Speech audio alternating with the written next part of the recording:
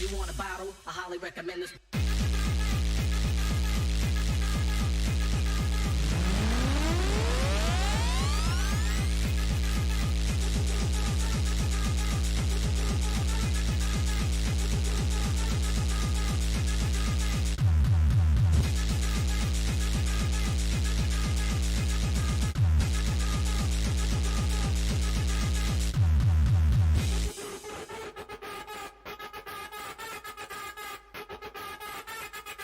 If you want a bottle, I highly recommend this. If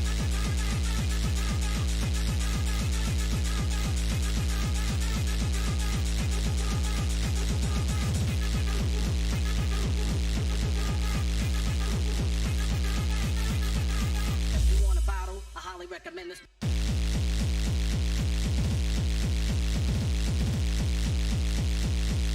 Interdimension called the Twilight Zone.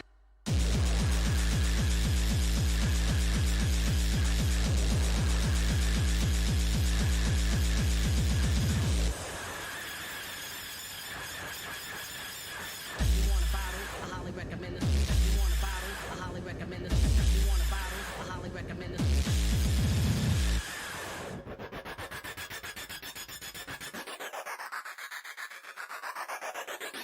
Interdimension called the Twilight Zone.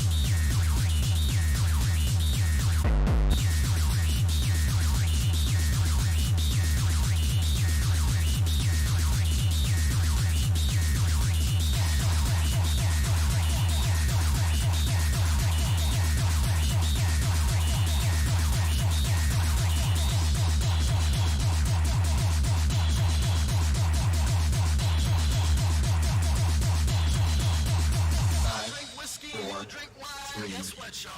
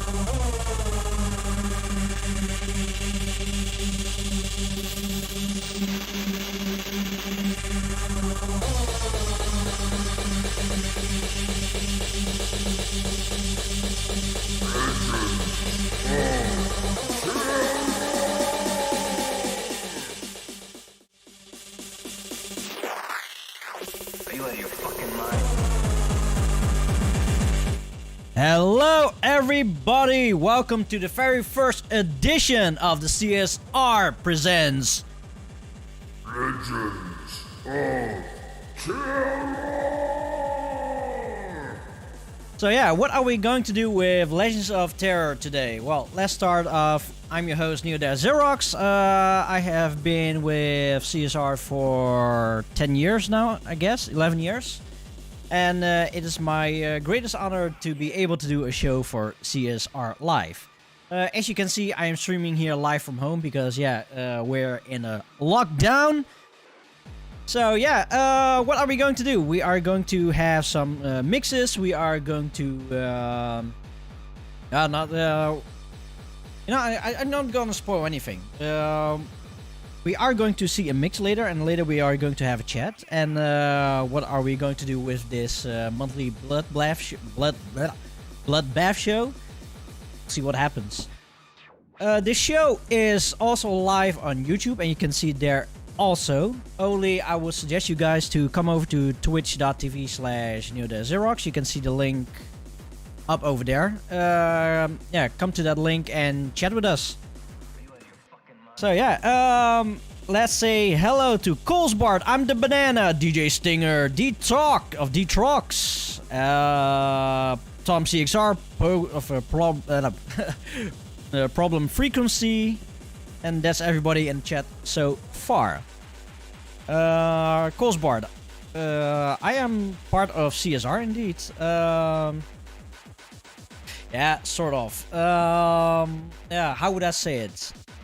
I am within the CSR family. I don't produce music for CSR.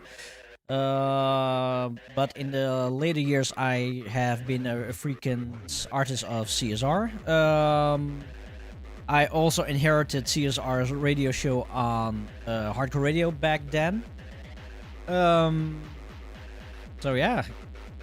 In some way or some sort, I am a CSR member. DJ Stinger, you are full legit CSR man.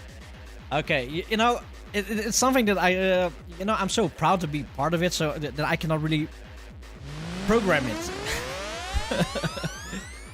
it. Problem frequency. Blah, there we go. So, I would say let's go over to the first segment of the show. So I would say, everybody enjoy.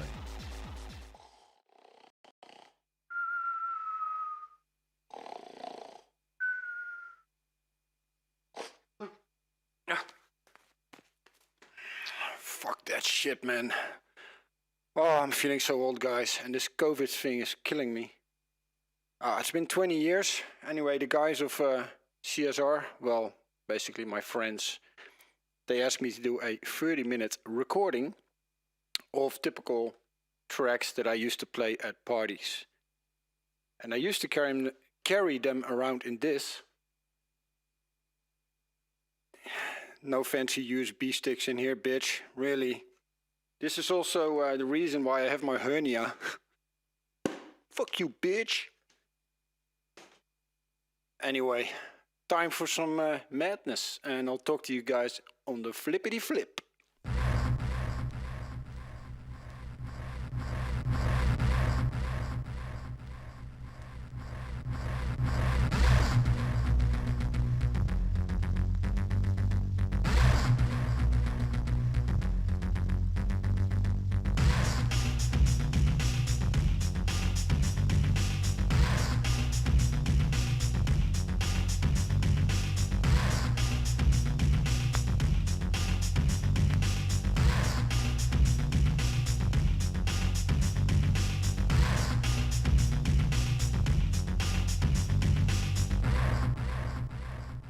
I will attack, and you don't want that.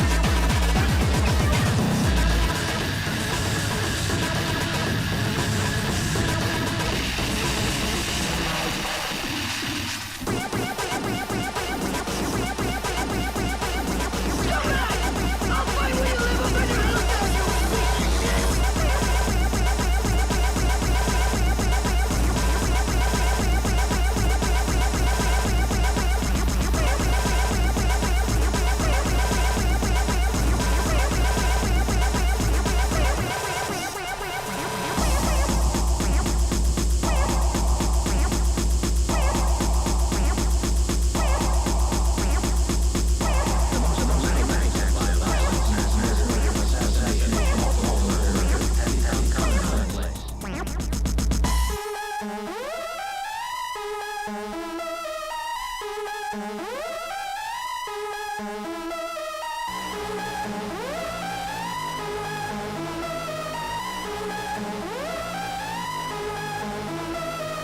murder, assassinate, mass murder, violence, mass murder, assassinate, mass murder, violence, mass murder, assassinate, mass murder, violence, mass murder, assassinate, mass murder, violence.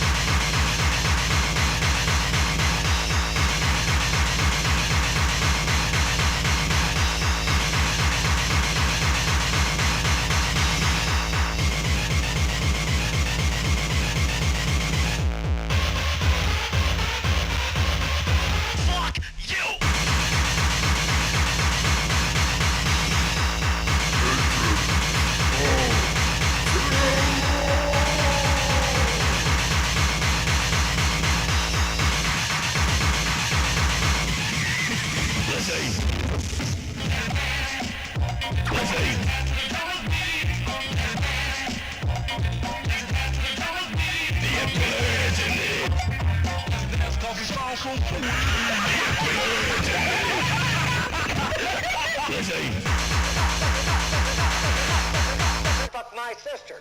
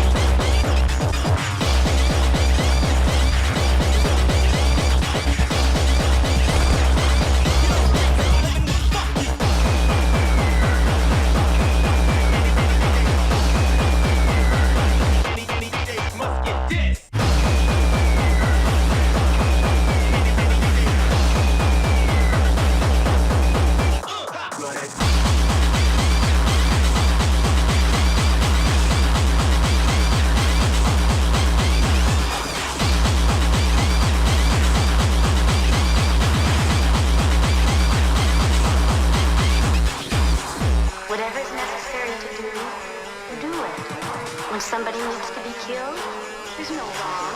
You do it. And you kill whoever gets in your way. This is us.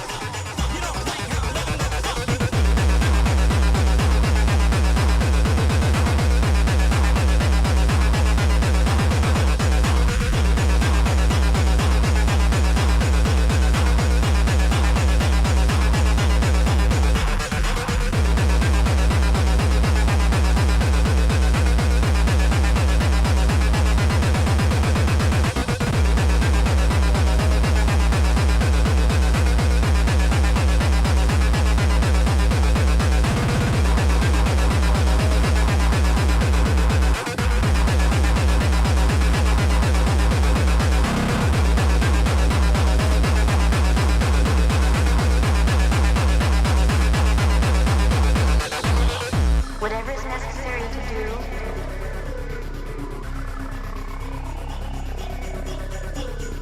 whatever is necessary to do,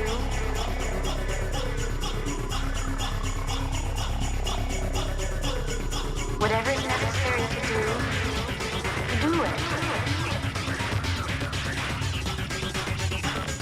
When somebody needs to be killed, there's no wrong. You do it.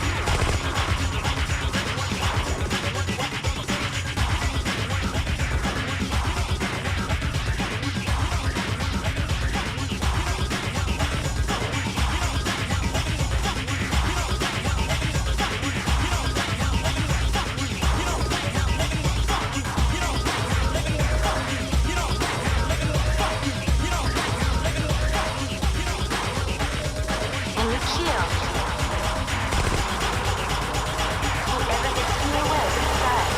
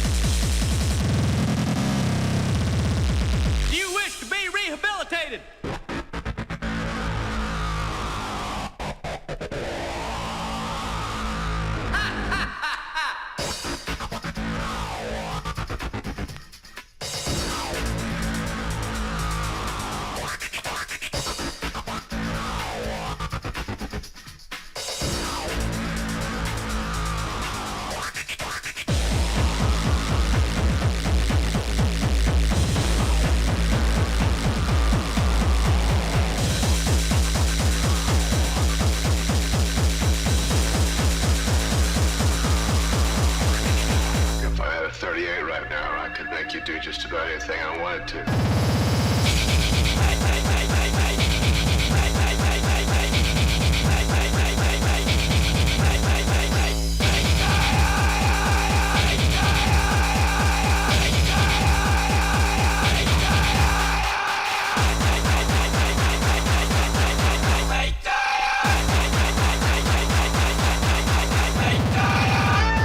I wish somebody would just come and get me because I don't like this anymore. Get hold of yourself, you fucking sissy!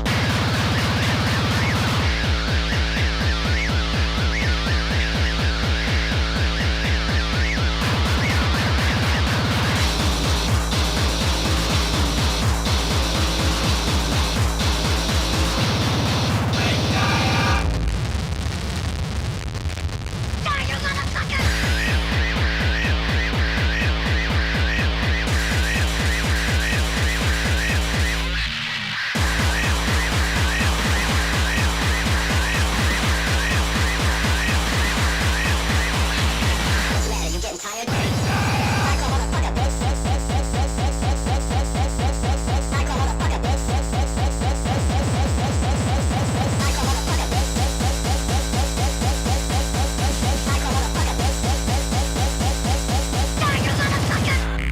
Do yourself a favor, put a microphone on that thing. That thing sounds like shit.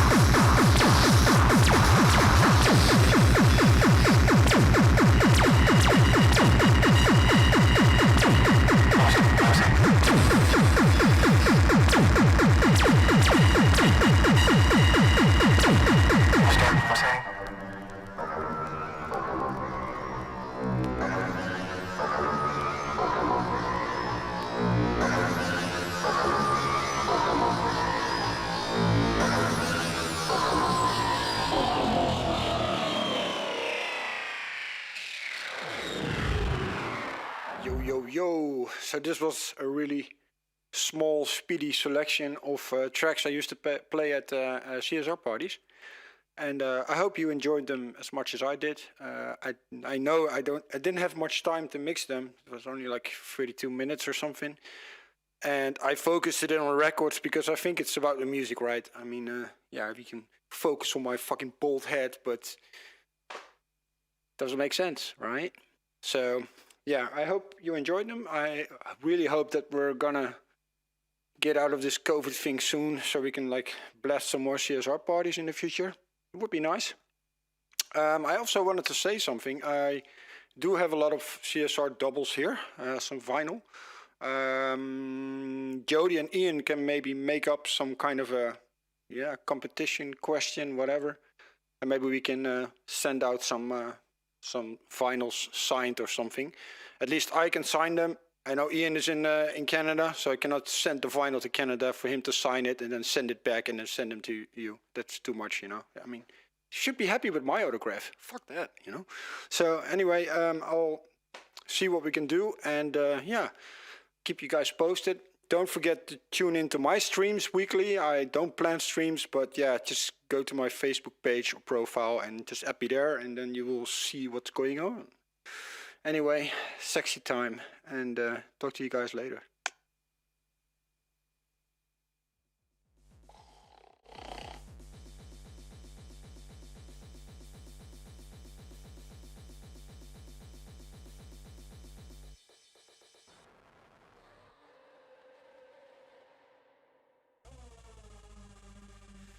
There we go again.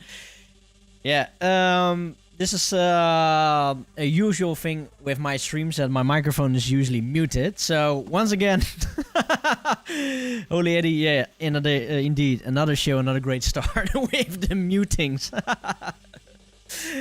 So yeah, once again, that was an awesome mix by DJ Stinger. I am now waiting for Stinger and Plague to join the voice chat. So give me a minute while I try to help them and get into the live chat. So I will say enjoy some music.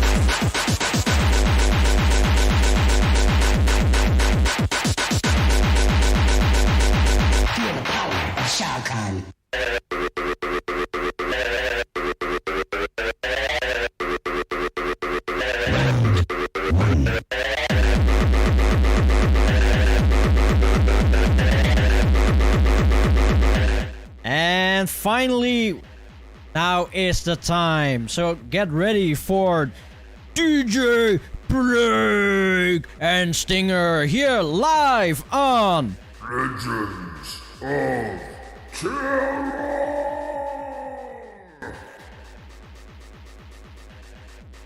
There we go. Okay. Okay. All right. What the fuck is this? I didn't see myself. Wait just a second. Technical difficulties.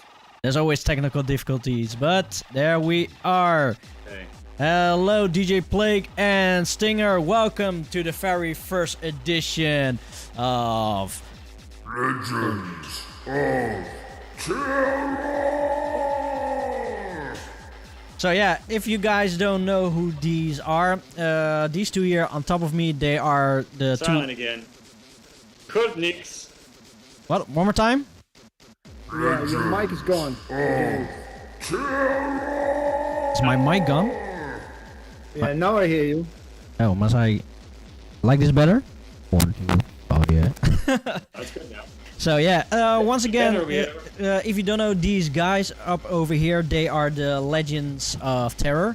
Here on the top left of me, there is DJ Plague, and on the top right of me is DJ Stinger. So yeah, let's talk about CSR. What is CSR? CSR is Canadian Speedcore Resistance.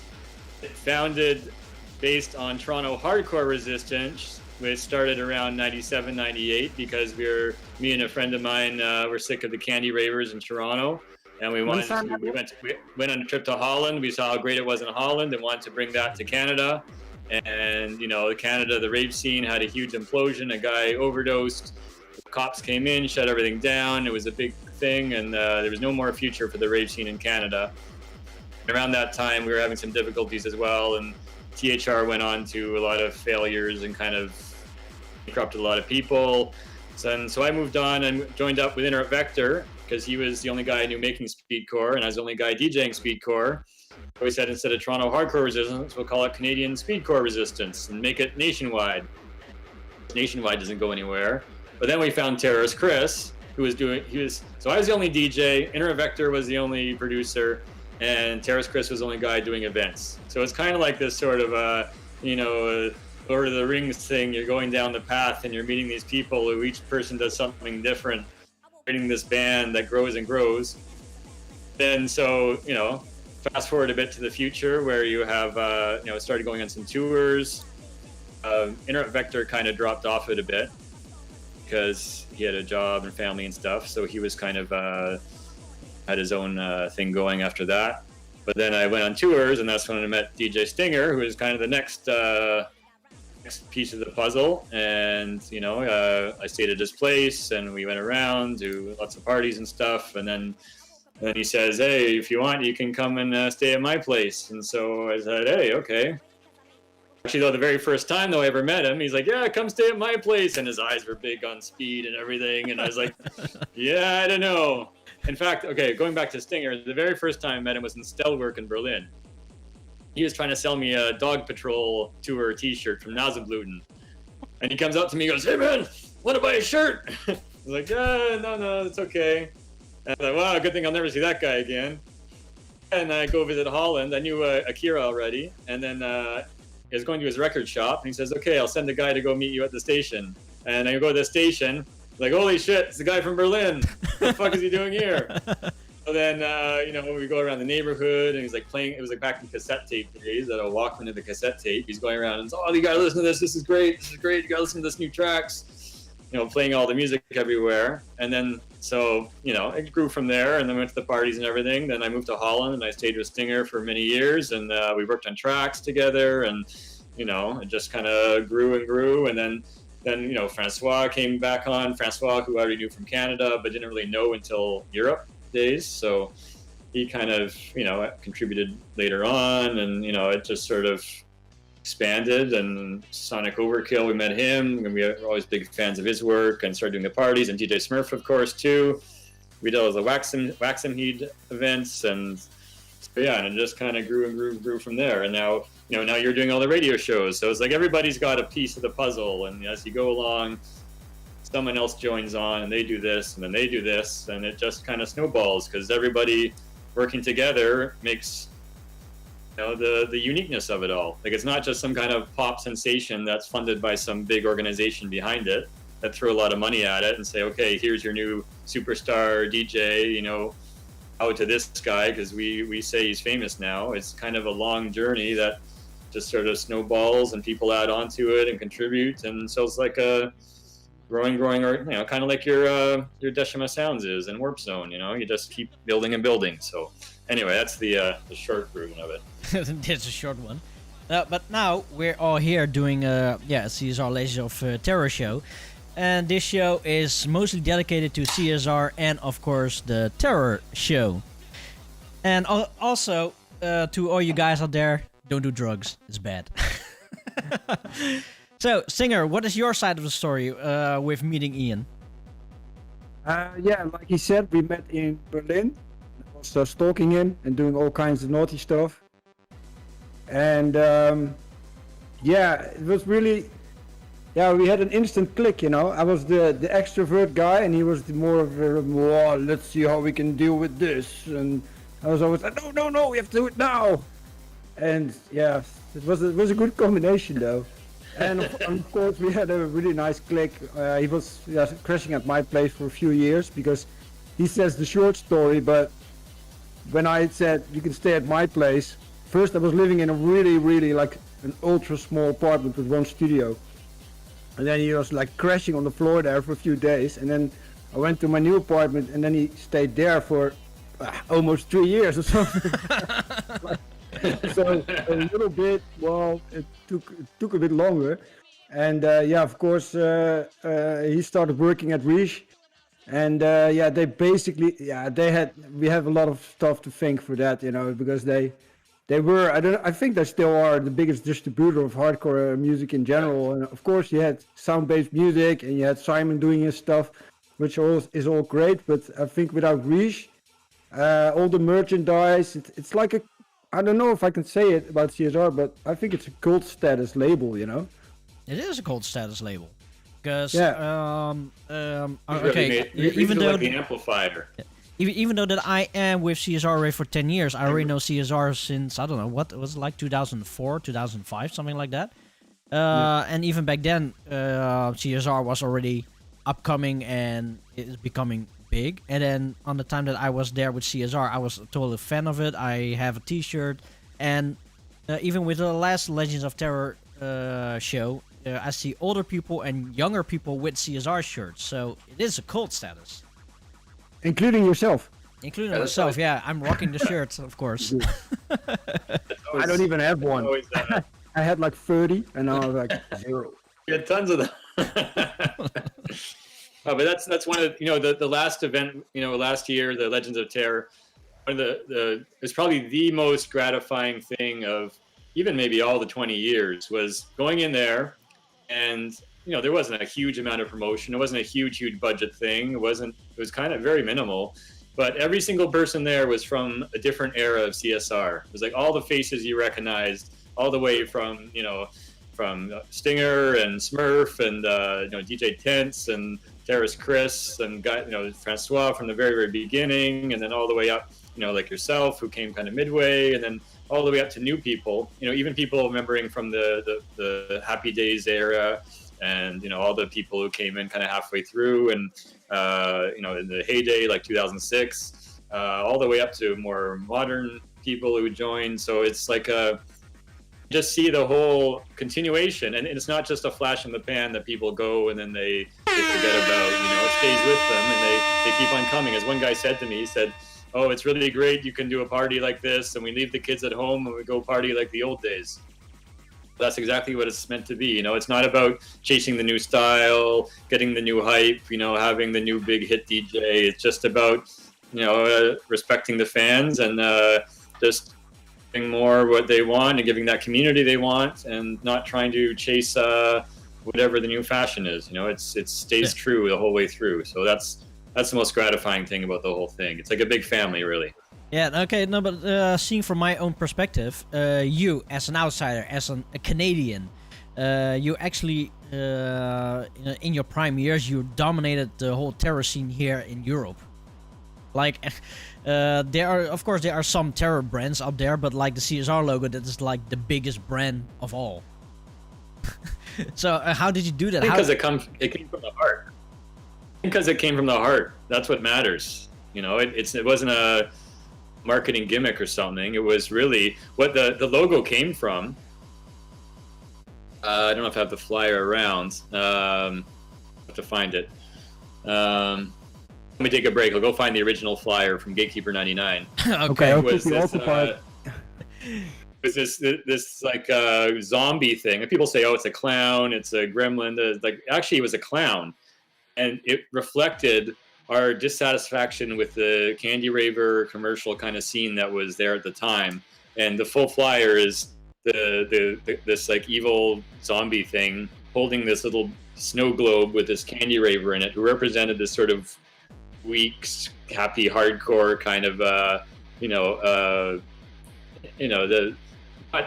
not getting to the depths of what the experience is supposed to be. Now, Ian, And he's crushing that little snow globe. He's saying, "I've had enough of this.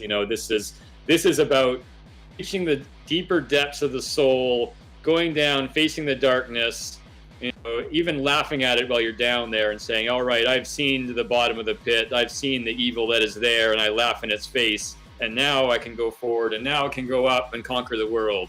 I'm not escaping it by being a Candy Raver and pretending I'm a child again and hiding from the world, putting on all this glowy stuff and glitter and dancing around to cheesy whatever." The music itself, like, don't get me wrong, it's not so much the music itself, it's the attitude of covering yourself, wrapping yourself in childhood items instead of going down and facing the darkness and confronting it and coming out better at the other side.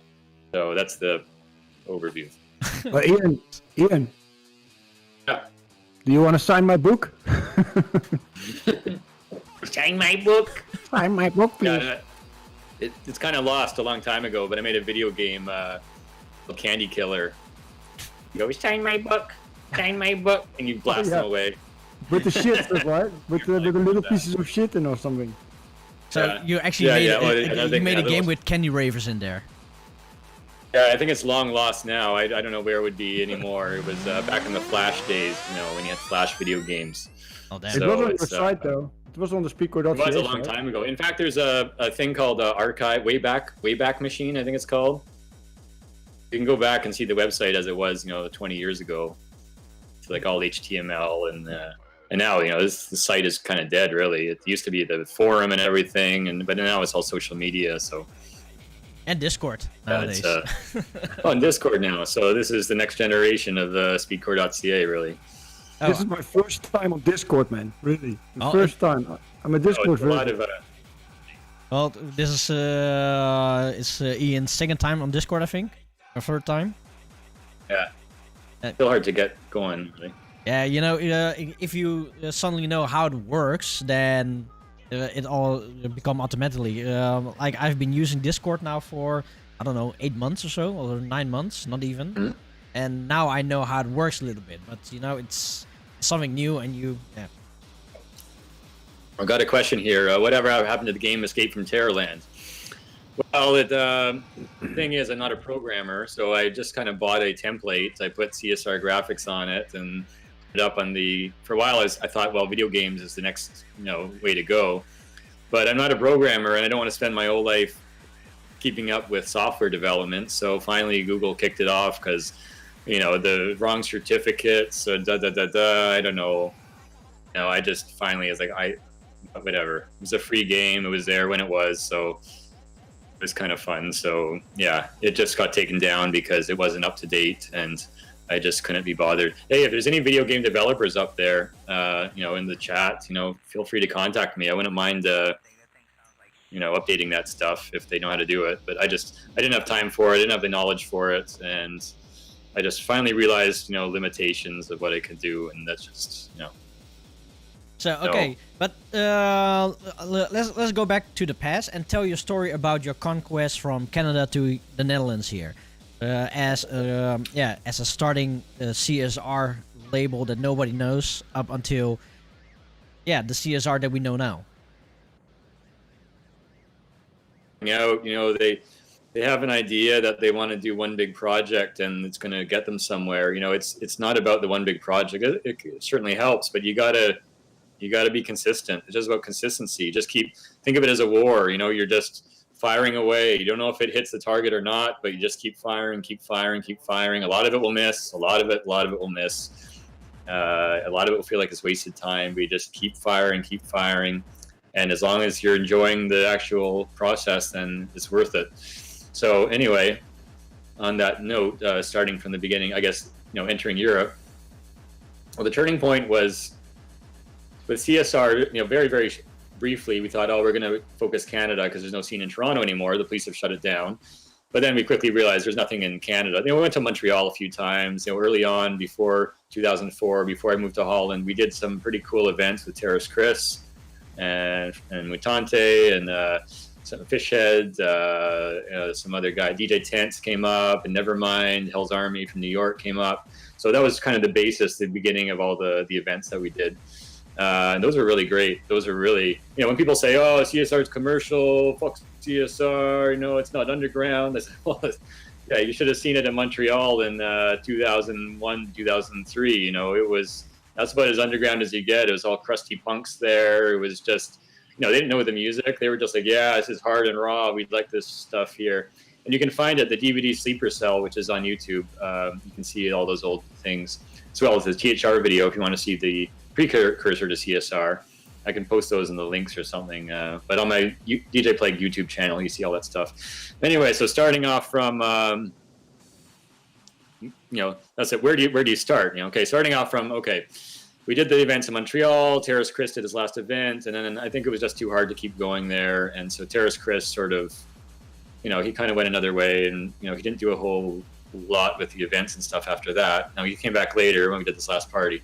But anyway, I took the plunge after going a couple tours, meeting some people like Stinger and Frasbase, and just kind of interacting with people in Europe.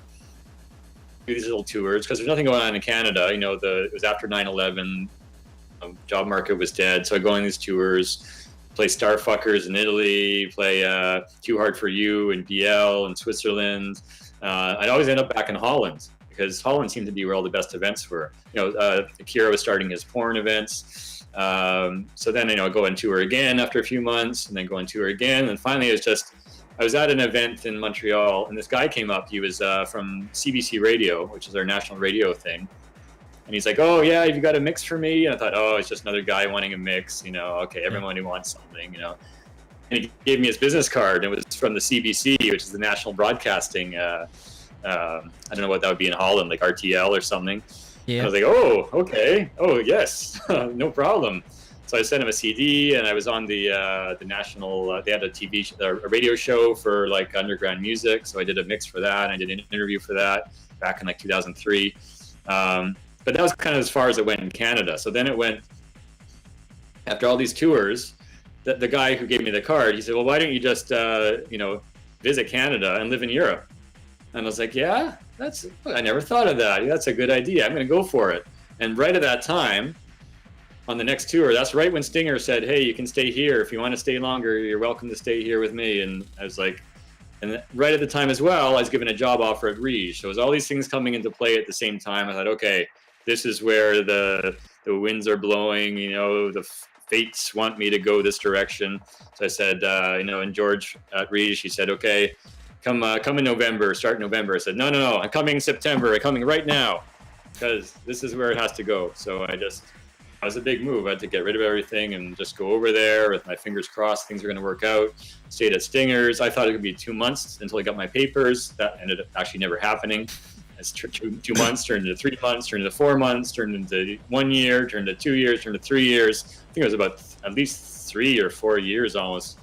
And I did come back there even subsequently after leaving in 2010.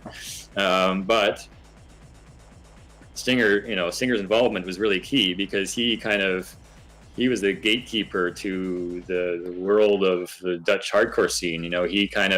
I was just coming over there and I didn't know much about it, and he knew everybody. He got in there, and he has the qualities that I don't have. Like has no problem going up to someone and he'd be like, hey, do you know who that is? That's DJ Plague. That's his record label you've got in your shirt. They didn't even know who I was. They have the T-shirts, and I was like, oh God, no, Stinger, no. Can I step in for a second? Yeah, go ahead. Okay, remember that time when we were in Utrecht and we just played back to back, and we just stood there, and there was a guy standing next to us, and they said, "Oh, this Stinger guy and this play, they really fucked up. This was such a fucked up set." They didn't even know who we were. It's like, okay, whatever. I know. That's the best thing. I remember once DJ Paul at the Pepper Mill.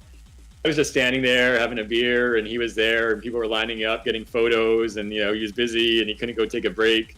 He's like, "Oh man, you're lucky. You've got a mask. Nobody knows who you are." I'm like, "Yep, that's the best thing about it." But what it does, even better, is that the people who really know what they're talking about, they're the ones who come up to you because they know you without the mask because you know enough about it. So they're real fans. They're real people worth talking to. It's not just some guy who says, "Oh, I want a photo with the DJ." Take a selfie with me so I look cool on well, there wasn't Instagram back then. I guess Party Flock was back then. They just want the photo just to they know nothing about it, but they just want to get a photo with the DJ. So yeah, that's good. Yeah. Remember that time when we were I think it was Hellraiser was your first big event, and I stood downstairs by the stage selling your merch. That's how it started. Yeah. You put me to work straight away. It's on video. It's on video even. It's on video. Yeah, with Ducker. It's with Ducker, I think it's the Hardcore Worldwide one. Yeah, Ducker was there, and Clinic Clown, and you're there with the little tiny flags I made myself, and just at the front of the thing. Oh yeah, no, it was really. That's what we did in Montreal too. I just had a table, and you put up some shirts. You kind of do what you can, and that was kind of the fun of it. It was so just so kind of. You just figure it out as you go. It's like, okay, shit, I got to make some extra money because I got to eat. And I remember that we used to sell the merch from my place, that we are sending mail orders out the whole week, and then it got so out of hand that you said, fuck it, let's go to Reach and let them do it. That was a really good move because that gave you more exposure involving merch, I remember Brian Fury saying, "Oh, why don't you do your own merch?" I said, "I just don't want to be up to my neck in merch every day. That's not what I want to focus on." It's so I'm fine with that. It's not. In the end, it's not about the money, anyways. It's just about getting it out there. So I don't really care about that side of it. Pirate has another question. He says, if we still have an event that we would really like to play at. Well, not me. Played everything. I never played. You played Masters of Hardcore. I never played Masters of Hardcore, but I played enough Hellraiser versus Mega Rave and all that I've Hard Shock. That's enough big events. And you've done the HKV stage at Dominator and stuff. So you did the Thunderdome. So you played a lot of big events as well. And big events are big events. It doesn't really matter. After you played a few of them, you get the idea. In fact, it's the smaller ones that are a lot more fun because you're closer to the people. Yeah, they're more intimate. Yeah, like the real one. Fans, by the way. Yeah, like the one last year, the Legends of Terror one. That was probably one of my favorite of all time because it was just so. It was real, and everyone there was a real fan, and it was just like a big family. And like the Wax and Heat ones were great. Awesome. And the sound was great. Yeah. The whole thing was great. Smashing through your eardrums. It was awesome. Yeah, so I'm disappointed that we couldn't do it again this year, but. Hopefully this all ends soon and we get back in there. Luckily, I know who did I talked to the manager of the venue, and the owner of the venue. He's an old guy. He owns the place. He keeps it open because he likes to have the bar. They're not worried about paying rent and stuff, so it's not about to close anytime soon. So the venue will still be there. So as soon as this is all over, we can do another event. We'll do. And I was thinking like trying to bring back the Room 3 vibe, Room 3 Happy Days or something. Get all the old, maybe Visitor, maybe Noise Kick, depending on what he wants to charge, actually. But what is Room 3? You know that if you want to book Noise Kick now, it's gonna cost you a lot of money. Plus, he needs to stand main stage. You cannot just put him in a third room or something. No, but it's just one room, so it's not a third. But that's the thing, Well, I'll figure it out. We got enough guys from those old days, so we can have a great party, a great, kind of a trip down memory lane sort of thing. I even think Gabba from Berlin would be cool, or of course Visitor. He's he's always fun, and Maybe there's we enough can do guys a around. round two of Stingeret and Smurfette, and then this time I Yeah. because it's a really nice story because I was in the car with another. Well, I don't say he's that important, but he was a friend of us, Rambo. Remember him? Oh yeah. Yeah, I Go. put him in the car because he King of picked me up Flores.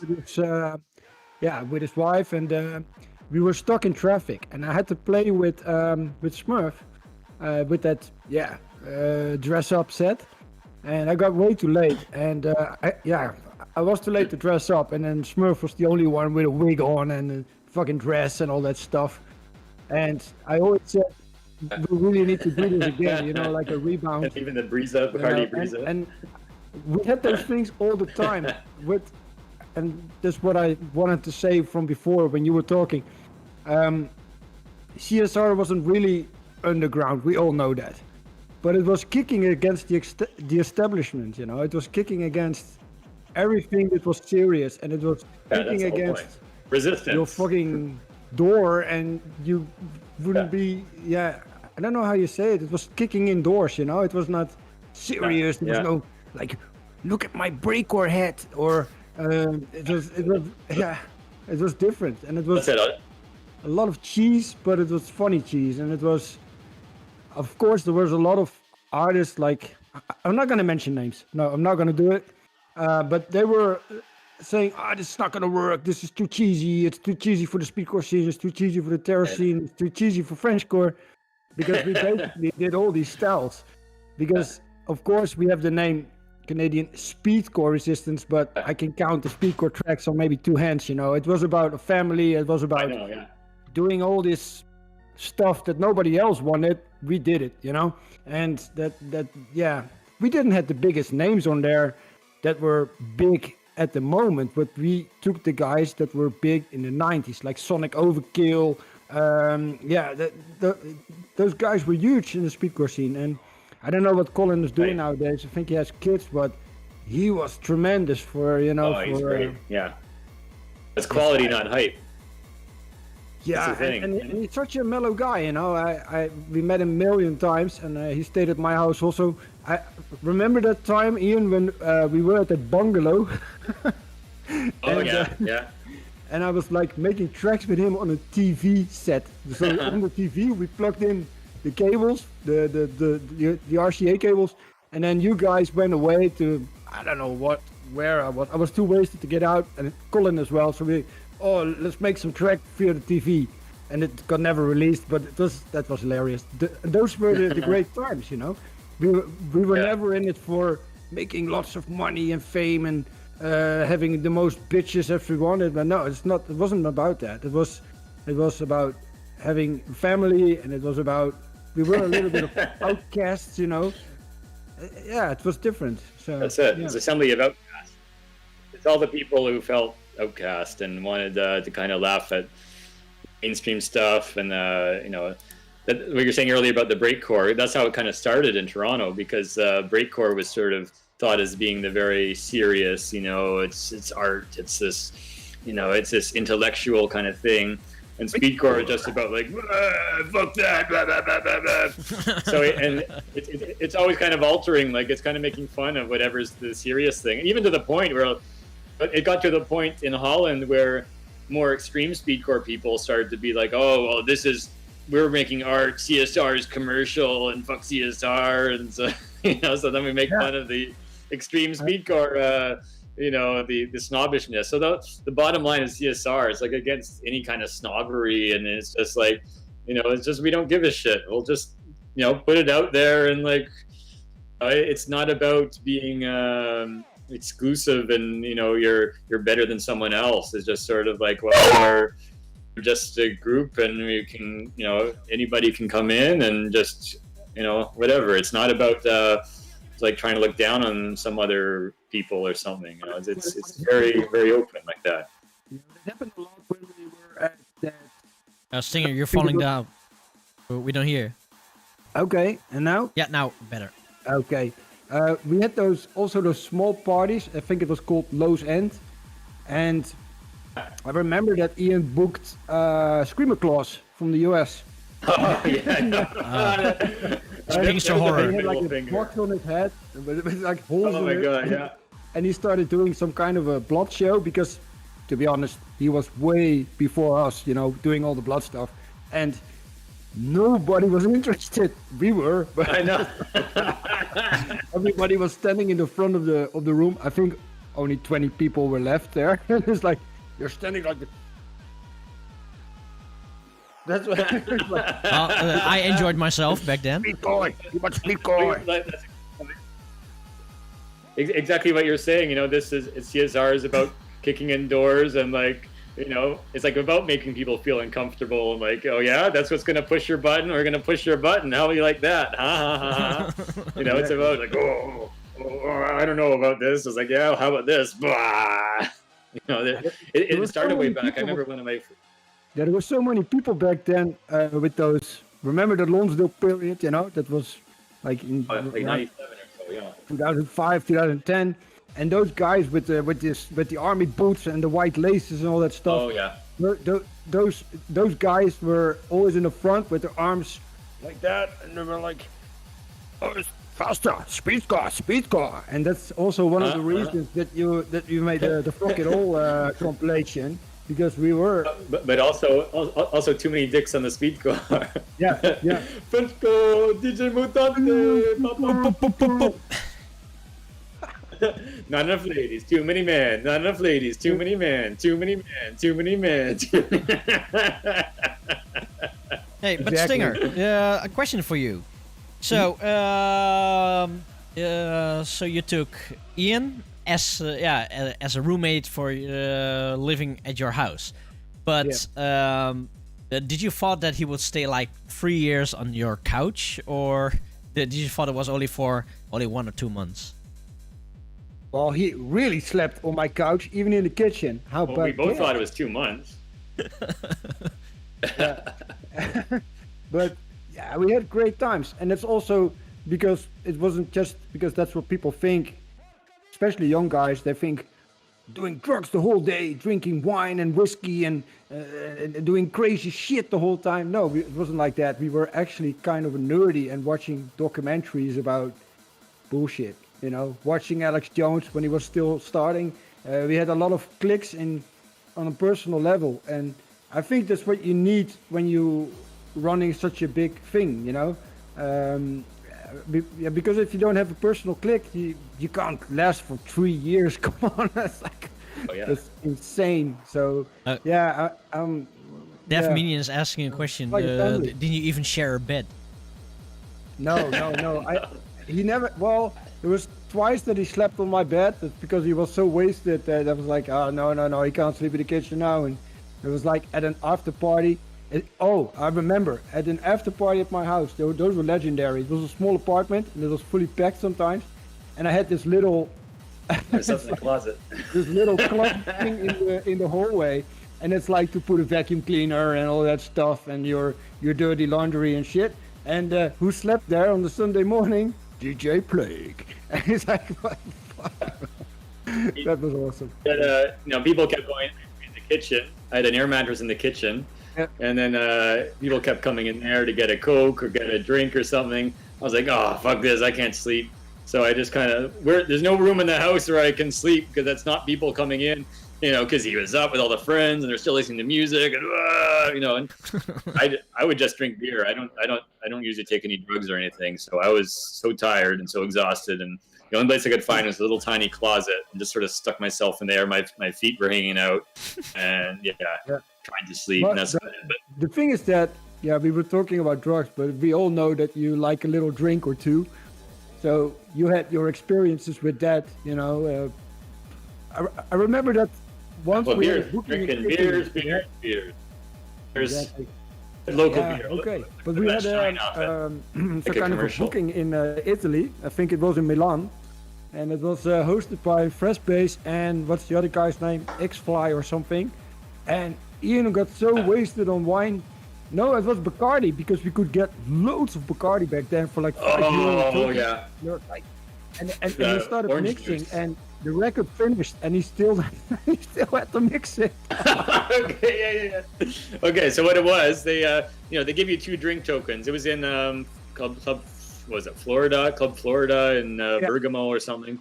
Okay, first of all, I did a little shop like usual, and in Italy they came up. Hey, can you make a present for me? A present for you? Who the fuck are you? Why to make a present for you? You just want a free shirt. Fuck that. So I didn't sell any shirts. And then I used my drink tokens, and they had a lot of vodka for just a bit of orange juice. So with a little straw, you drink the thing. And then a few people came and bought me a drink. I'm like, oh sure, why not? But, you don't taste the alcohol. And as soon as it was time to play, the whole room starts spinning. I thought, oh shit, I got to play. I was like, okay, first thing, what do I do? First, toilet, throw up, blah, throw up. All right, go to the booth, the turntables. I go up, get ready. Noise Kick is on there before me, and it was always the story of our lives. It's like he's always plugging things in with his laptop, and then I got to unplug it and do all that. He's always in the way. That we have a little joke between each other. It's like this is always. For some reason I'm always after Noise Kick, or he's after me. I've always got to deal with Noise Kick cables. So I got in there finally. I got my record up. I got the record playing. Got the next one ready, and the whole room was. First of all, okay, I tried to put the mask on. The mask was backwards. I was like, okay, there we go. All right, here we go. Roar. All right, I'll mix this next record, and then all of a sudden there's silence. Like, oh shit, that's not good. And then the next track started. I'm like, all right, I'll mix this track. This will work out, no problem. And when I was done, Stinger comes up to me and just goes, terrible. I'm like, yeah. But then the next day, somebody messaged me on Party Flock. This was the social media at the time. And was like, wow, really great set. It's great to see you playing. Well, it was awesome. I was like, really? Were you the same? But the thing was, everyone else was drinking the same drinks. So they were just as drunk as we were. So I guess they didn't hear it the same way. But of course, Stinger is the harshest critic, because he hears every little detail and like, oh. And he's often there behind you there, and like you're mixing, and he's like, oh, checking the knobs, like, no. I'm like, okay, get the fuck out of here, man. That's way too much, man. Oh, but hey, Blake, Ian, let's go back to the closet thingy. So, did you lay down in the closet, or did you stood in the closet? Lay down. My head was in the back of the closet. My legs were in the hallway. You've been to my house. You know how small that hallway was, Jody. Yeah, I It's know. like a little hidden door. It's about a meter deep. Yeah, and also the gas meter was there. He was with his head under the gas meter. Yeah. But that's how it was. That's like almost every weekend, because I'd be up, some chemicals and playing music all day long. And I'd come back at 7 a.m., want to sleep, and he'd be still playing. And then by 4 o'clock or so, I'd finally get up, and then I'd go get some Chinese food or something, and we watch a movie. It's actually... But don't change the subject. We should talk about failures doing stage adventures. Well, do you remember the time when we played at Nighttown? It was a CSR event, and I think it was Rambo who flew off the stage. He fell off the stage, and I was backstage with. That was Francois, wasn't it? Oh yeah, Francois fell off the stage. He hurt his leg. Yeah. And I was backstage with Smurf and all that stuff, and Smurf started putting coat hangers in his own shirt and walking around Captain Coat Hanger. And Francois kept on licking people's ear and everything. Brian Ferry was there, like, hey, what the fuck was this, mate? Yeah. Oh yeah, stodgy pasta. Oh yeah, that's a good story. We invited Brian Fury for a little food. And Blake is a good cook, so he started cooking like 1 hour before, all these nice ingredients, nuts and stuff like that. Like Brian Fury entered the house, the building, and he looked at the food. He said, "That looks dodgy, mate. I'm not gonna eat that. Let's go to McDonald's, Stinger." Let's go to McDonald's.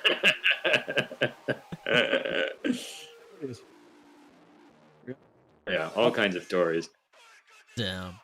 So, Where were we now? Did we miss something? Did we miss anything? Rocksamite. where The Rocksamite right with now? Mario.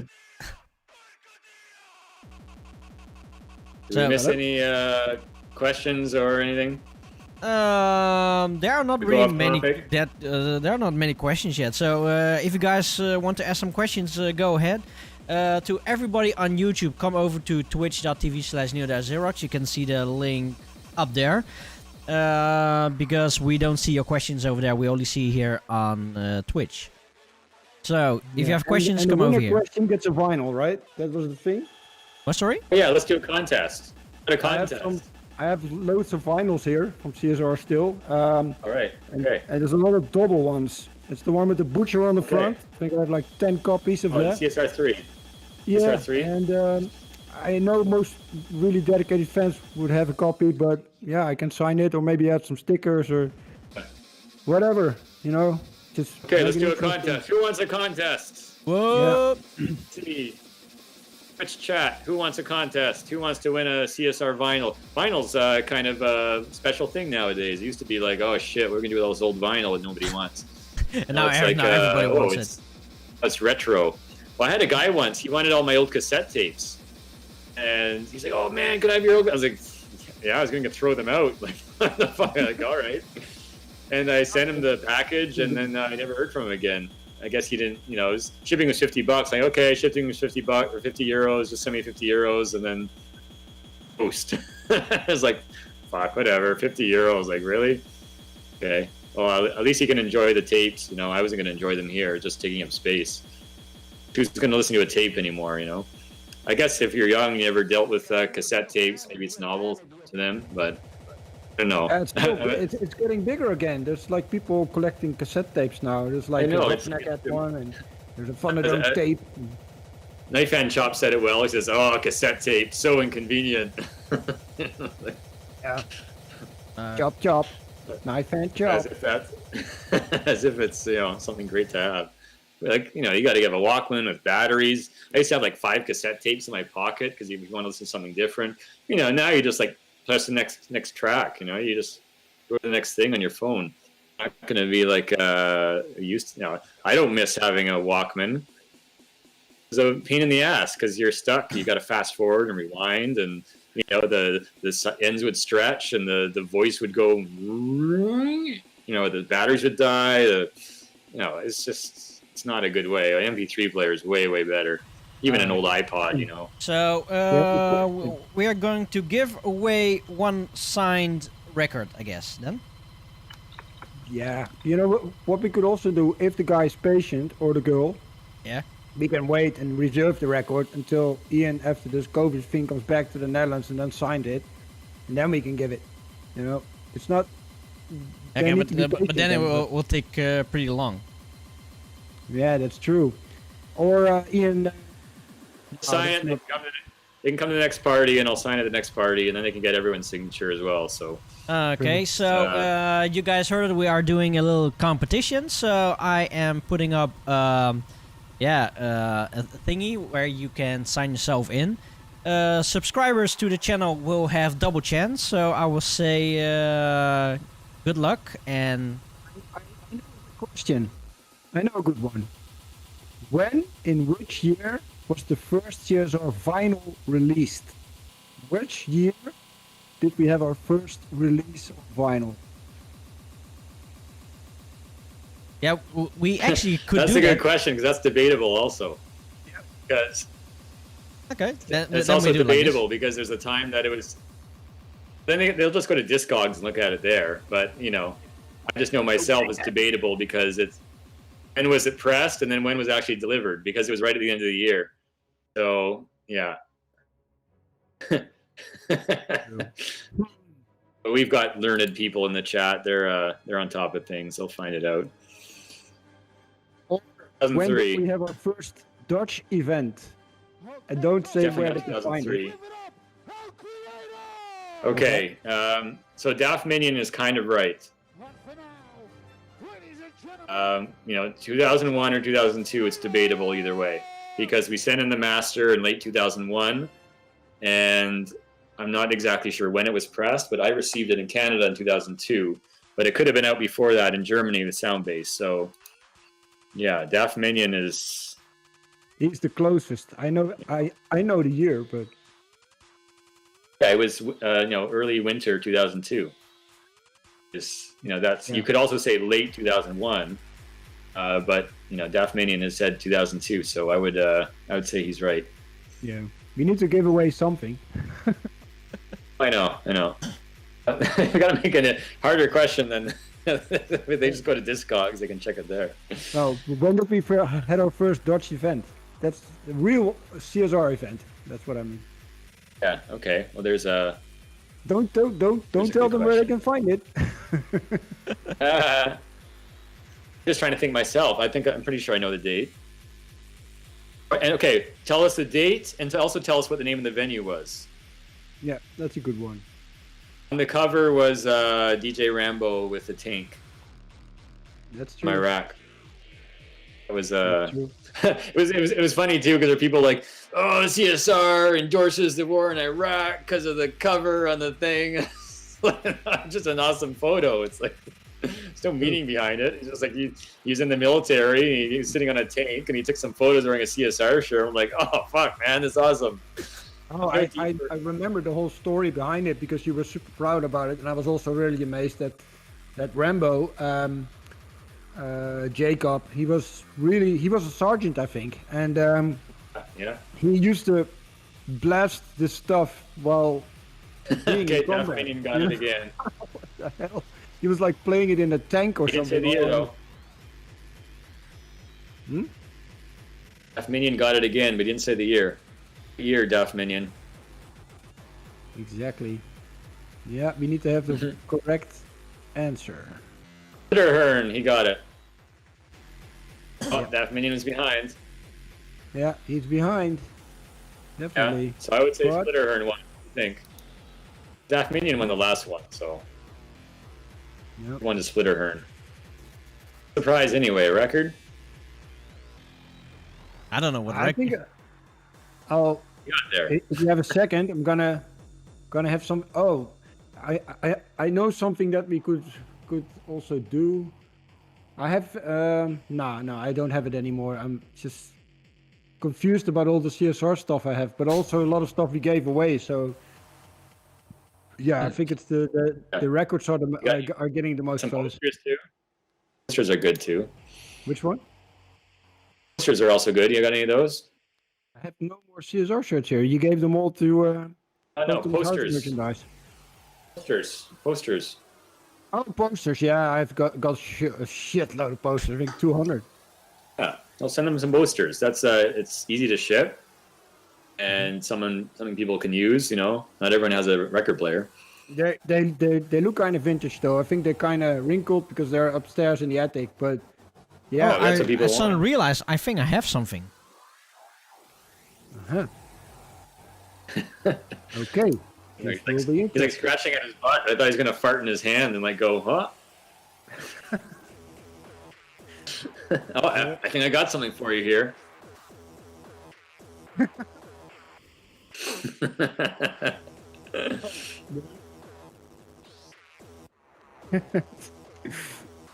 All right, dead air now. Yeah, it is. How much stuff do you have? Well, you're talking about the vintage posters. I think people like the vintage stuff now, so I think that's not a it's bad really thing. vintage. It's your tour posters. Which year? 2014? Yeah, the ones with the blah blah blah blah blah in the background with all the guns. No, Ian, you remember this one? Oh yeah, that one, right? Yeah. So That's the comic. yeah, that's a comic, and this is by the way, this is a comic that DJ Plague and Ian actually drew. I can throw this in for a prize. Sure. That's a good one. You guys gonna send it? It says, just means you gotta go to the post office and all that. So that. Used to that. So, Yeah. but for the comic, I am not asking a question. I am going to do a giveaway. Just a random giveaway. Let's see. Win. Yeah, we should have that CSR. tool for that in the future, because like a winner tool, like a shuffle kind of thing. Let's see. So if you guys want to win this comic from me, then where is it? Then enter this draw by typing our hashtag CSR. And as I said before, subscribers are getting double chance to win this comic. So I would say you have 20 minutes about it. That just summed it up right there. Stinger's drinking a Red Bull and I'm drinking a beer. No, it's not a Red Bull, it's a Bacardi. Oh, it's got some energy thing, right? No, it's Bacardi. It's just You're Bacardi? Spiced in cola. Bacardi and cola. Oh, Yep. tobacco. Tobacco, yeah, exactly. Oh, well, they got it in a can now. I remember my brother came to Happy Days once. Came to a few events. He's trying to order a gin and tonic. He's like, "Can I have a gin and tonic?" Like, what? What? I said, no. Just say bacco. Bacco. Oh, right, bacco. Get him on. Bacco of beer. You can't need anders. Can't have a gin and tonic and Happy Days at a hardcore venue. They will kick you out. Yeah. I mean, what the fuck is that? But we had loads of things we could talk about in the past because I remember the parties at the Waakzaamheid. We had this sound guy called Mario. That's a classic. Yeah. And I had a little bit of a clash with him, like many others, about the sound. He was doing the sound. He was the sound technician, and we were not allowed to touch the EQ of the mixer. So everything had to stay neutral. Like it didn't matter how hard the music was. We were not allowed to touch the EQ. So torture. I did it because I didn't give a shit. And then he came on stage. Said, okay, whatever, man. And then he put a limiter on, just to make sure. Yeah. And, man, you don't need a limiter if you take care of the EQ settings, And that was a lot of things. I remember in that period, there was another organization, but that we had to play as well. His name is Benjamin, and he had the parties called I Hate Trance. And I remember that the Berserker came. I don't know if you can remember that, Ian. And then Mario did the same with the Berserker. Like he always does. And then he got angry and got out of the venue during his set. It's like, fuck you. Ian, there's a good question from Dab the DJ. So he has a question for you. And what was it about with the whole deportation debacle that happened a couple of years ago? Okay. Shit. I'll get into that. I'll just quickly mention one quick Waakzaamheid story, which was first tour, 2003, the I Hate Trance at Terror Edition, the Fraz-based thing. I brought all these CDs over, and I went to throw in the crowd. Waakzaamheid, you're way, way up far from the crowd. And so I was like, okay, I'm going to throw some CDs. I got a CD. All right, I got a CD. Who wants a CD? I look around, I'm like, okay, well, fuck it. I'll throw it in the crowd. It goes spinning, spinning, spinning. There's a guy walking across the dance floor, and it went BAM! Right the side of his head. And then he's looking around like, who the hell did that? Oh. He's getting ready to punch somebody. He's like, who did that? Who did that? I was like, oh. I don't know if he ever knew what happened, what became of it, because someone else grabbed it off the floor and that was it. Okay, so deportation, not quite deportation. It was, I was thinking I was going to get my papers for a long, long time. When I was at Stinger's couch, I thought, it'll take a few months. That Rouge, they were working to get my papers, and it kept going and dragging on and dragging on. And there's more and more loopholes and more red tape to go through, and finally just reached a point. It's just like, well, yeah, there's no further way to go with this. We just can't get. They even sent a letter to me saying I had to leave the country. I'm like, no, fuck that. I'm not leaving the country. I've got I had a girlfriend there at the time. I had my bookings and everything. This is actually even after I left Stinger, I was living in Rotterdam. And had an apartment and everything, and I was like, no, this is, I don't want to leave. Fuck that. Make me leave. So We're not fucking leaving. yeah, I'm just gonna stay. And I was also under the impression that if you left and you came back, then your time would reset. So as long as you left for 6 months and came back, then the time would reset, and then you could go again for another 6 months. But apparently that wasn't even the case. It was 3 months on, 3 months off you're supposed to do. So anyway, at a certain point, I just said, you know what? I'm gonna go for broke. The whole thing that brought me here is all about going for broke. I'm not going to leave because someone tells me to. I'm going to go. They have to force me. They're going to have to forcibly, make me go. Use a control to get you out of there. Yeah. It's like, I'm not just going to walk away from this. I'm going to keep going. I'm not going to give up. So it actually went on for a long time. It lasted till late 2010.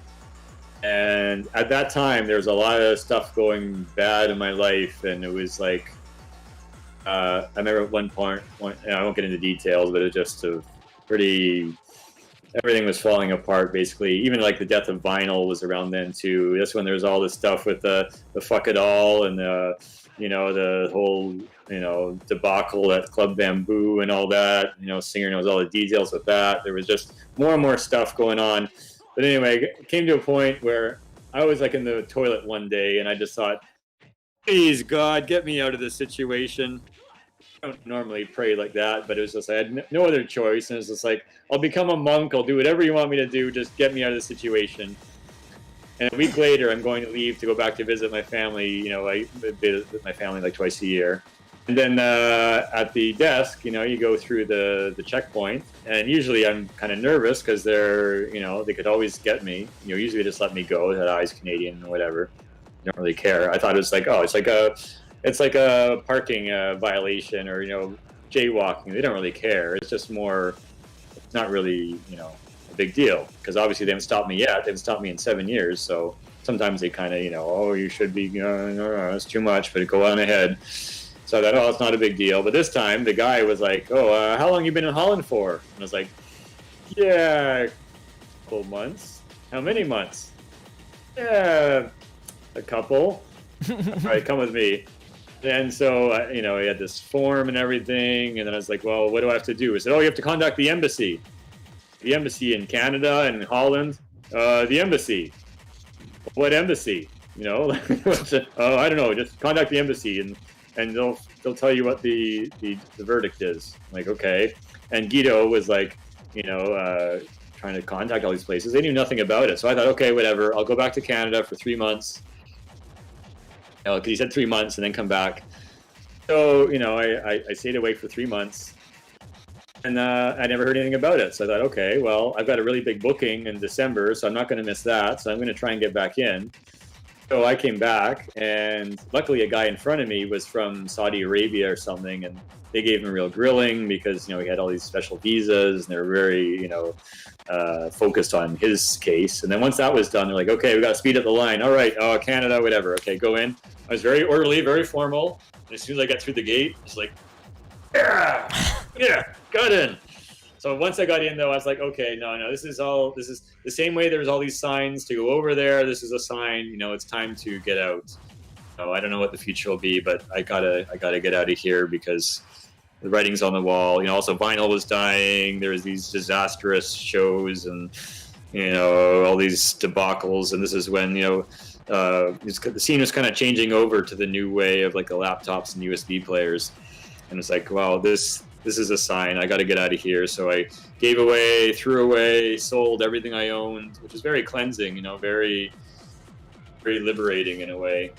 And I did the DJ Plague's Final Birthday of Terror, which was great. One of the best CSR events ever. There's a video online you can see. Stinger's in it too. Did that, and then went back to Canada and just kind of, I said, okay, well, I'm just going to stay away for a while. And then came back the next year to do a thing for Jeroen. It was a small thing in Tilburg. So I came just for a few weeks. Then I was leaving again. And then the guy, again, they pulled me aside to say, come with me. I'm like, not again. I say, 3 weeks. I was here for 3 weeks. What's the problem? It says here on the computer that you're banned for 3 years. I was like, what? What the? And for like 20 minutes, I was like, are you fucking kidding me? Like, this is, I've tried for 7 years to get the papers, your system is broken, it's like, I just went on and on to this guy. And then finally I was like, okay, this guy's young. He's only like 20 years old. He's just following his orders. I said, all right, okay. I know you're just doing your job, but when you talk to someone in the authority, tell them this whole system is broken because this is ridiculous, because I had all, the reasons to be there. I had work, I had everything. So there was no reason that I couldn't get my papers other than the fact that they just made it so complicated with the bureaucracy and everything. So anyway, I thought, okay, fine. I'll go away. Tell me when I can come back. Come back 2013, September 2nd. I came back 1 week after the date of I was allowed again. And I came back, did a big tour, and I had more bookings than I'd ever had. So that was great, because I thought, oh, they'll forget after a few years, and it'll be done. But I came back, and it just keeps growing and growing. And that's the great thing, that even if, I'm away for a while, it's like people don't forget, and they still come out, and it's become now a retro thing that people want to remember the old days with. So that's very, very,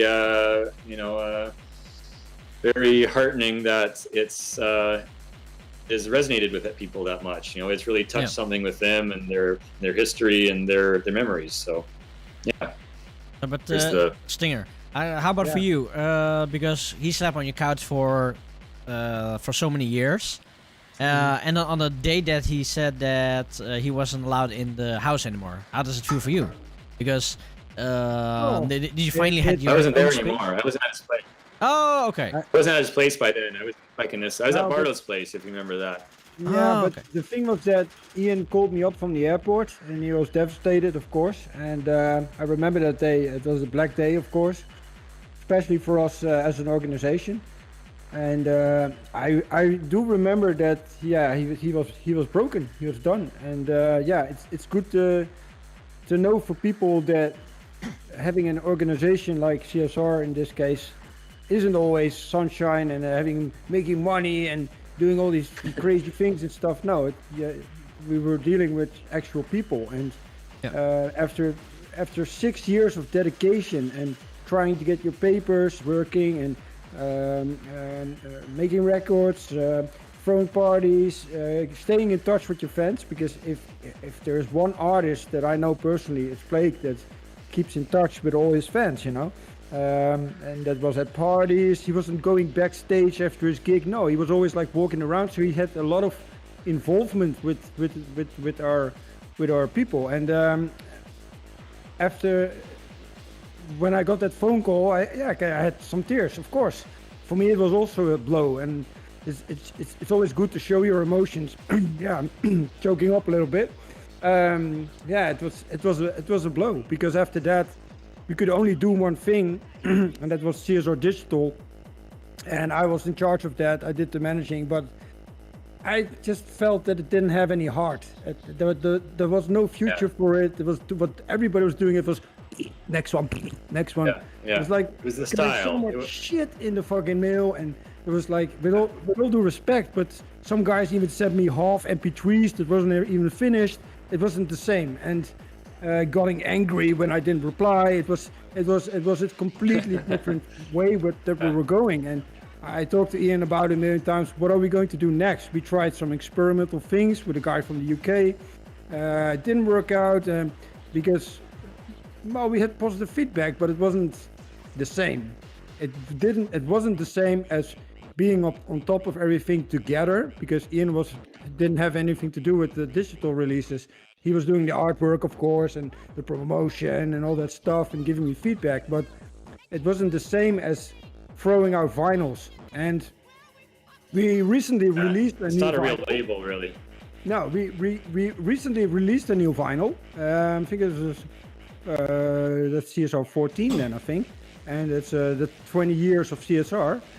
We didn't even mention that in this interview. But we recently released a new one, and I was really excited, like a little kid. I don't know why. I was excited again, He was sending me the artwork, talking to people about it. My whole inbox exploded on Facebook. When is it coming out? When is it coming out? And yeah, it's good that people like Ultimate House merchandise. I know I can say it because we're selling it through that. Is doing this phasing and picking up vinyl again, and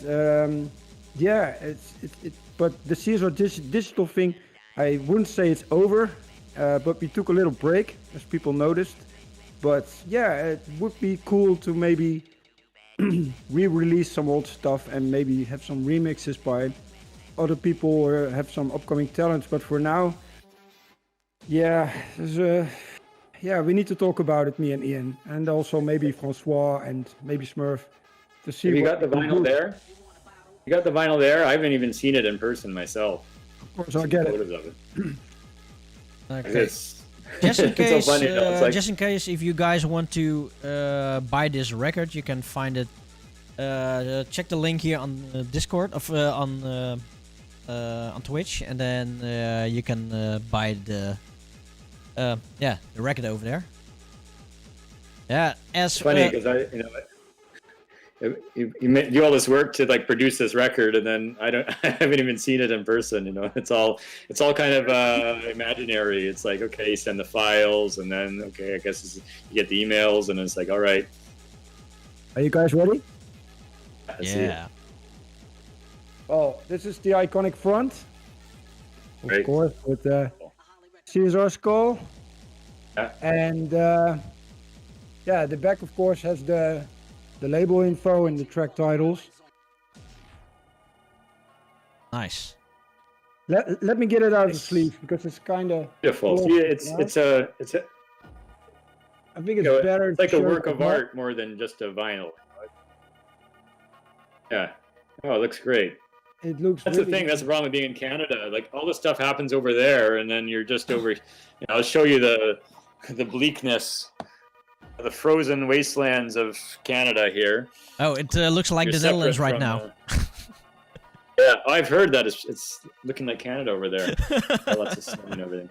Well, there's not much of a difference here. It's packed with snow here, so and it's getting minus 20 or like minus 18 in the upcoming week. So yeah.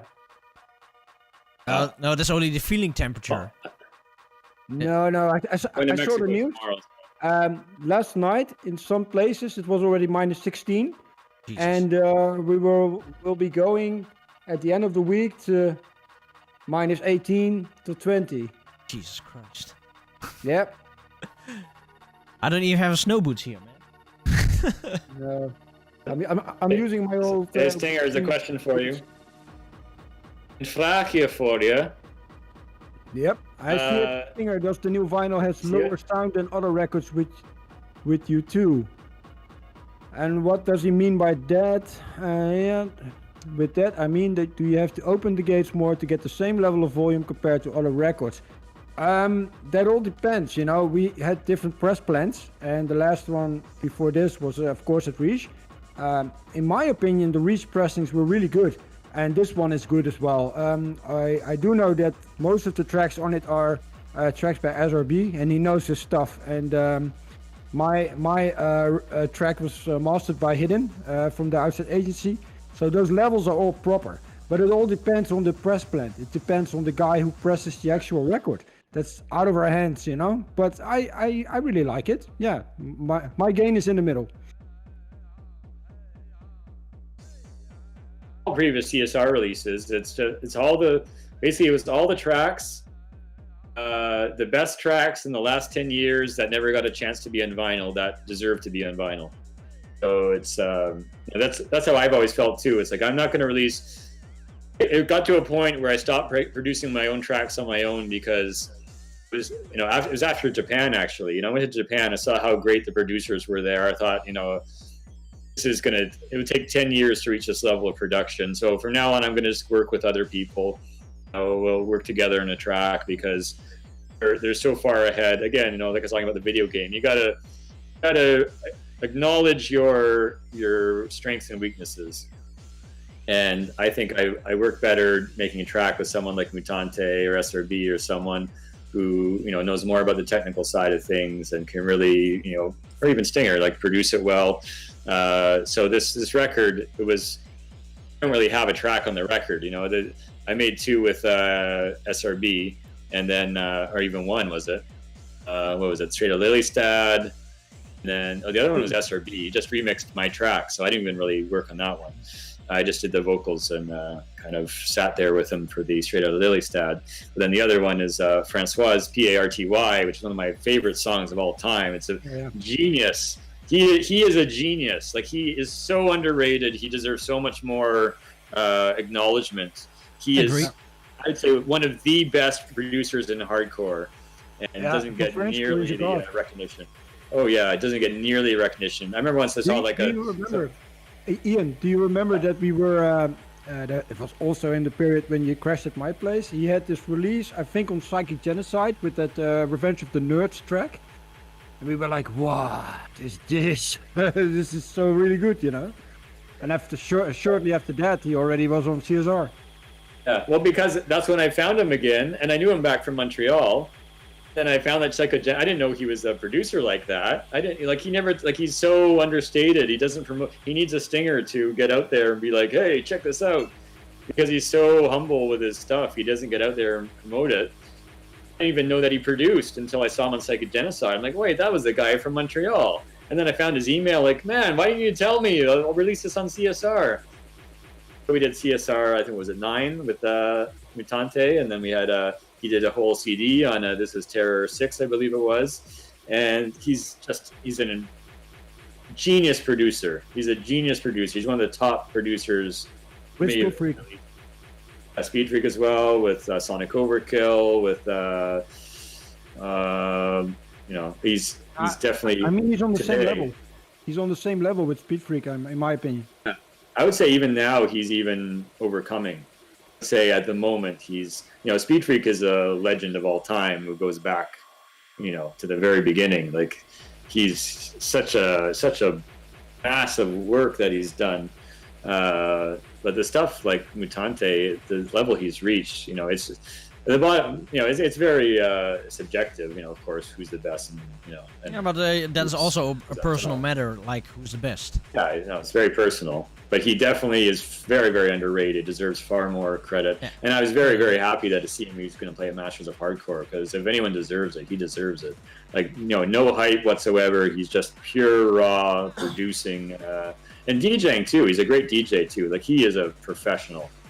So you should, like, at the last Legends of Terror party, like, he was on top of it. Like, his set was flawless. His, the clear sound, just professional all the way through. And, yeah. I'm also on the YouTube chat at the moment, because we also have a YouTube stream going on, and we get some greetings from Guatemala. So if that's correct, we all know Mako. who it is. Mako! I'm not Mako's sure. tuning in. I'm not sure, because Send the link. it's Mir Records, MIR Records. That's Mako. Is that yours? It's Mako. You remember Mako? Yeah, Mako? of course I know him. Hey. Yeah, of course. Mako, come over here to twitch.tv/NeoDareXerox, because they can chat with us. Yeah, I sent him the Twitch link, so I don't know if he's there or not. Because YouTube we are only using for archiving. I know. I sent him the Twitch link, so he didn't respond to it yet, though. It's Marco. He's responding now, because I'm basically following the YouTube chat. And before I forget, if you guys who are watching YouTube have any questions for us, also feel free to ask them there, because I'll keep an eye on it with my phone. That's what I promised Jody, but because we're going so much into depth in the interview, I forgot to check it. But if you have any questions, ask us, and we will get back at you.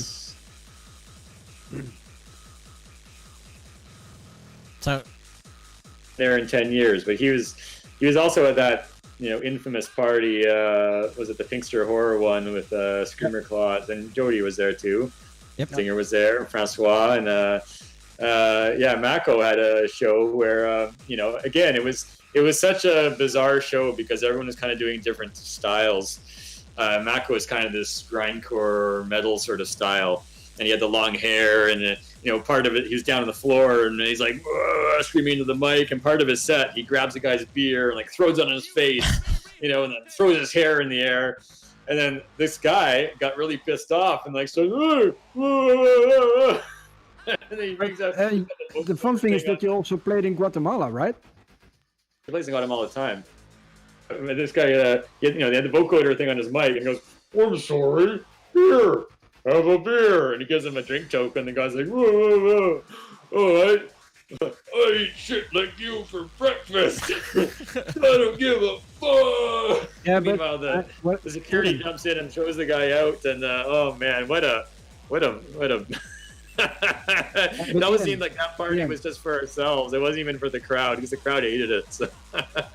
Yeah, but Ian, what I wanted to ask, didn't you have a gig in Guatemala as well? Or you never played there? After I got kicked out, I was kind of, up in the air. So I went to Guatemala, I went to Mexico, I went to LA. I played a gig in LA, but not in Guatemala. He said I could be interviewed on a radio show, but I was just like, I don't know. But you did play in Mexico last year, right? Oh, Mexico, yeah. I played many times in Mexico. In Mexico City. That's a nice little she's the scene. organizer, right? The girl and that guy. Yeah, Selena Lima Lobato and her husband Juan. They organize these little hardcore events. It feels like Toronto. There's maybe 20 people. They all really know the scene, but it's really kind of niche thing there. So it's nice to go down there and play. I've been there. Noise Kick was there several times as well. DJ Tennis went down there too. But yeah, I played there about 7 times or so because I go down there. My dad's down there in the winter, so I go visit him, and I go play a gig in Mexico quite often. But that's not going to happen this year because of the plague, the worldwide plague. Ian, before I forget, I think we have to go back in time also a little bit because at the Hardcore Worldwide DVDs, people might have seen it on the DVD. You actually booked Tron, right? Yes, we did. Back in 2001, it was. Again, there's a video. Go to the DJ Plague YouTube channel. DJ Tron, we did a little event called This Is Terror. 2000, could have been 2003. Anyway, early 2000s. And we saw him on a flyer. He was coming up to Toronto for a techno gig. That, oh my God, DJ Tron is going to be in town. He's got to play hardcore too. This is such an opportunity. So we got contact with him, and he's a really, really cool guy. I went to pick him up at the hotel. He'd been sitting at the hotel for 3 hours. I thought, oh my God, man, I'm sorry. I didn't realize you're waiting so long. He's like, oh yeah, no, that's okay. Very cool, very laid back guy, very, very nice guy. So it was so heartbreaking to hear that he died, not too long after that. Do you also remember, you also booked? She's not known in the Netherlands, but I heard many of her sets, and she was called Double D. And I remember when she opened up with that typical Star Wars Shockwave track. Then I knew, okay, this is a good choice, And there's many people. What's that guy called? Fishhead, and what were their names? Rebecca was there. Rebecca's there going.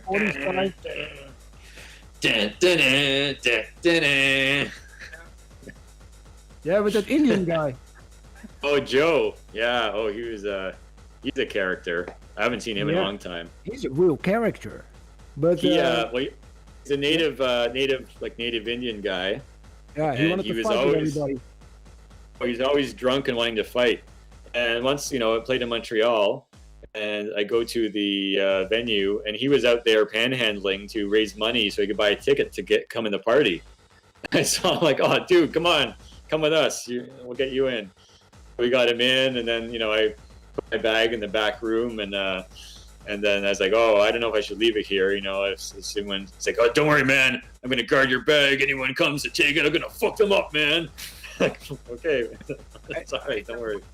From Marco, and he said he never wanted to play in Guatemala because he was afraid of being kidnapped by the strippers.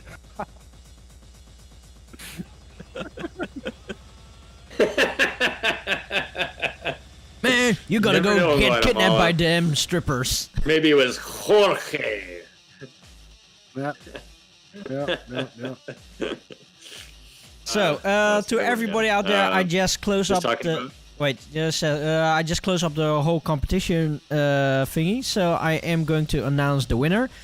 So the winner for the what is this? The Escape from Terrorland comic will go to Dab the DJ. Congratulations. I would say leave your address either on Discord or DM me, and then I'll send this your way.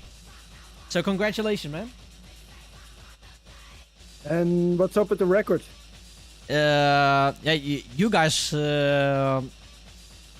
was the winners from those records? Because I think it was called Duff Minion, right? so Deaf Minion is one, and there was another one, right? Minion, and the other guy was it the Splitter Hearn? Was that it? Yeah, that's him. Splinter. Yep. Okay, to both of you guys. To both of you guys, DM me your address, and then yeah, a record will be sent your way. Yep. I'm gonna send Ian my PayPal details so he can pay for the transfer costs. No, I'm just kidding. So, looking at the time, I think we should call it quits for today, because there are so many stories to tell, and there's also another month next month again. So, Yeah. Oh yeah. so then we can carry on. Oh, it's by a lot that. of fun. It's a good. We should have Evil Minded on next time. Have Mako on. He's good. Francois was gonna come, but Francois had other stuff to do. You should So really do, Ian. You should ask Wes. Really, come on. I asked Wes. Actually, he was busy today though. So Yeah, but next month. Come on. he's up for it. But he's always working and everything. So Superior I'll Jimmy, keep- he I'll just redeemed something. So keep pushing him. Keep pushing Wes. I'll keep reminding him. hey, this But is yeah, Mako would be good. Mako's good to have on. Mako listening now? Mako, you gotta come on next time. I still get messages. They missed a little bit of the chat. Also, now the whole fucking stream is gone. What's going on? Okay, now I'm back. Yeah. We did release a record, guys. I think you guys didn't pay attention in the stream, but yeah, we did release a record. So there is new CSR vinyl. You have to go to Ultimate House Merchandise and make us famous. And it's great for playing or putting on your wall. That's the whole idea.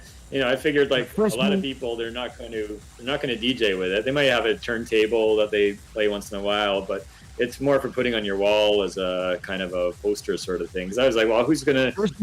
So I'm glad it's a picture disc. I made sure that it was going to be a picture disc, because otherwise, it loses some of its point. So the picture disc is something people can hang up, and it's like it's a collector's item than just a thing to play in a record player. Yeah, true.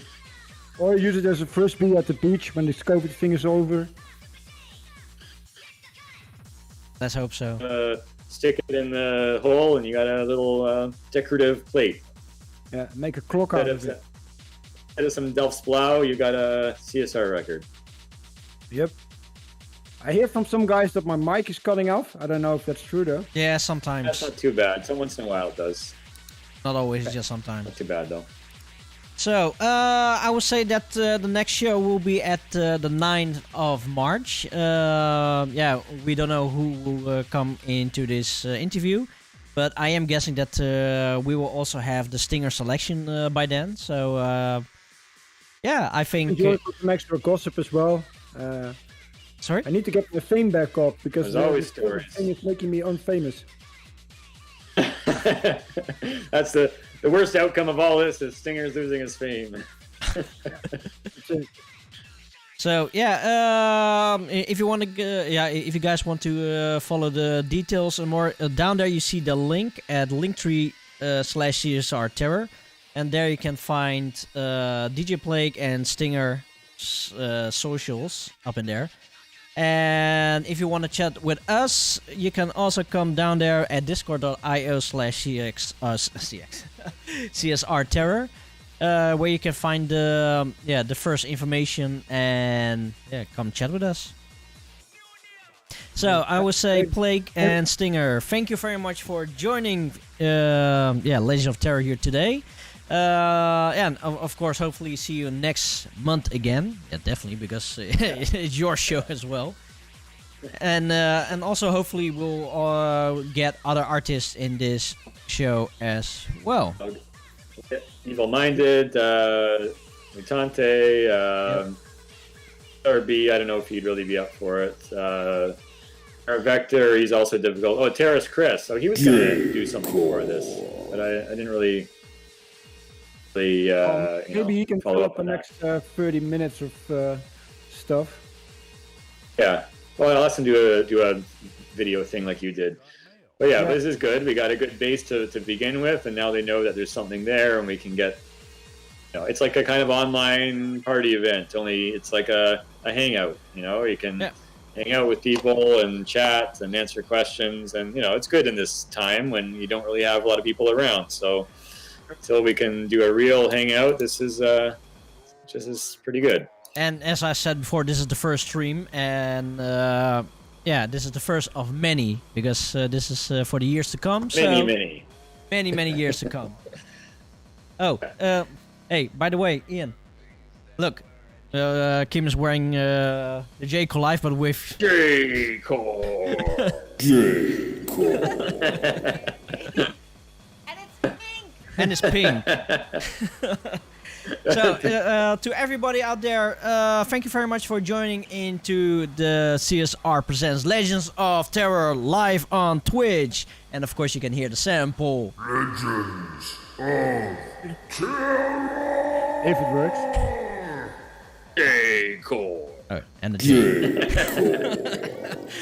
So you can find the VODs back on YouTube at DJ Plague TV, and you can find the link also down there, the Linktree /CSR Terror. So I would say until next time, and enjoy your month. Don't forget the vinyl. They can get it through Ultimate House merchandise. Yeah, and the vinyl, and here's the link. So go buy the vinyl and support CSR. Because we need your money. Well, we won't make any money with it, though. Everybody, I don't think we're even going to see any money, so. It's all for the. It's fun to do, though. It's fun. It's always fun. Whatever the case. Hey guys, thank you very much, everybody, and see you next time. Later.